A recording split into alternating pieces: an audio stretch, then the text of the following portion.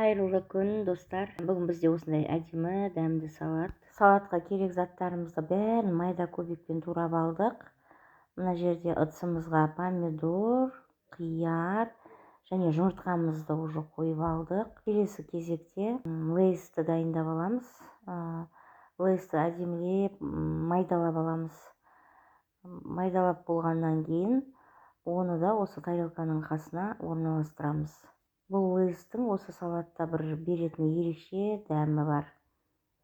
Одан кейін бізде икра, бір қасық, ас қасық қызыл икра, ас қасық қара икра және де жас аскөк майдалап турап оны да саламыз. Ортасына майонезімізді саламыз. Өзіңіздің қажеттілігіңізге қарай сала бересіз майонезіңізді. Және міне біздің салатымыз дайын. Енді бұны қонақтарға бере берсеңіз болады.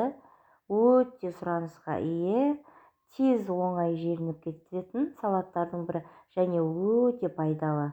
Видео ұнаса маған лайк басып, комментарий жазып кетіңіздер. Сау болыңыздар.